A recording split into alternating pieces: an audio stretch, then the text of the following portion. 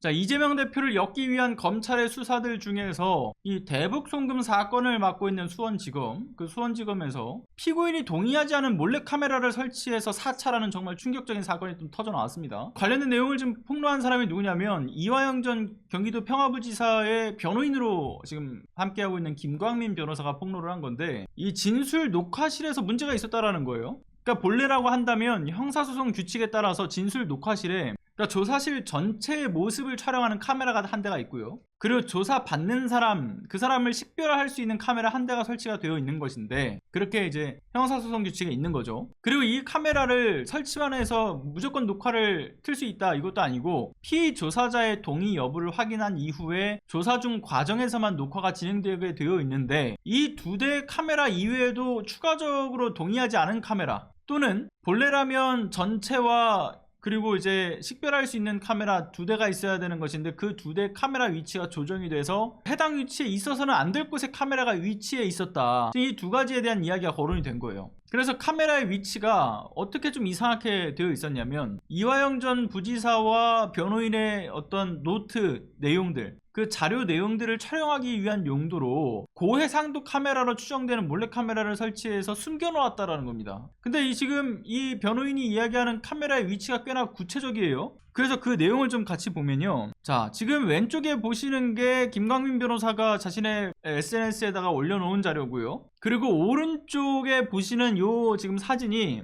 검찰이 제시한 1313호 진술 녹화실의 모습이에요. 자, 이걸 비교해서 말씀을 드리게 될 텐데, 김광민 변호사는 지금 저 왼쪽에 보시는 자료의 오른쪽 모서리 부분에 지금 빨간색으로 동그라미 쳐져 있는 부분이 있죠. 지금 저 부분에 거울이 설치가 되어 있는데, 저 거울 뒤편에 카메라가 있었다라고 주장을 합니다. 그리고 지금 자료 화면을, 사진을 보시면 검찰이 제시한 이 사진이요, 좀 크게 키워서 볼까요? 자, 김광민 변호사가 이야기하는 저 빨간색 동그라미가 위치해 있는 곳, 그 오른쪽 모서리에 보면 실제로 세로로 길게 나와 있는 저 벽면에 있기에는 참 수상한 거울이 위치가 되어 있습니다. 그리고 단순히 거울이라고 하면 저렇게 두툼하게 벽면에 무언가가 이렇게 튀어나와서 설치될 이유가 없죠. 그러니까 저 거울 뒤편에 카메라가 위치해 있다라는 것이고요. 자, 그런데 여기서 또 중요한 것은 뭐냐면, 자, 배석하는 위치가 중요해요. 지금 요 왼쪽 자료를 보시게 되면 저 왼쪽 자료의 테이블 위치하고 오른쪽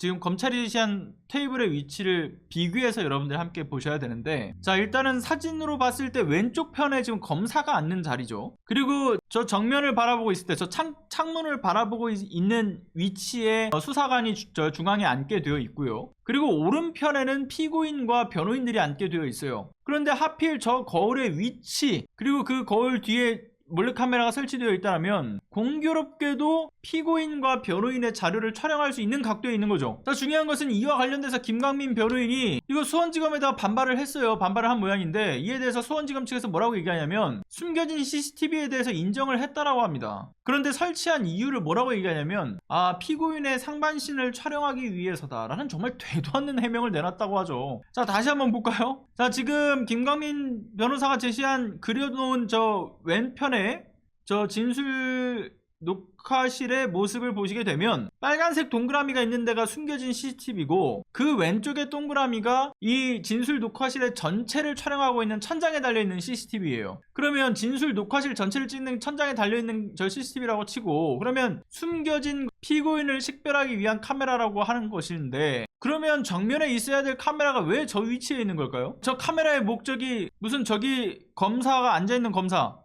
검사의 얼굴을 식별하는 용도로 사용이 되고 있는 겁니까? 아니잖아요. 피고인과 변호인의 뒤통수만 찍겠다라고 지금 저 위치에 설치된 것도 아닐 겁니다. 근데 해명이랍시고 내놓은 게 피고인의 상반신을 촬영하기 위함이다? 아니, 누가 그걸 납득할 수 있어요? 안 그렇습니까? 만에 하나 기존의 식별용 카메라가 별도로 있는 상태에서 추가적인 카메라를 저 거울 뒤편에 설치한 것이라고 한다면, 이거 피고인에게 이 사실을 인지시켜줘야 되는데도 불구하고 이걸 숨기고 사찰하다 발각된 그 자체만으로도 문제고요. 그게 아니라 식별용이라고 우기면서 저 각도에 둔 것 자체도 기존의 목적과 다른 용도로 사용되었음이 발각된 것이니까 어떤 해명으로든 간에 이 검찰의 주장은 거짓말로밖에 보이지 않죠. 이 명백한 인권 침해고요, 명백한 피고인의 방어권을 침해한 사건입니다. 지금 검찰이 이재명 대표를 엮어 넣으려고 무리한 수사를 강행하는 과정 속에서 이런 식의 위법 행위가 계속 일어나요.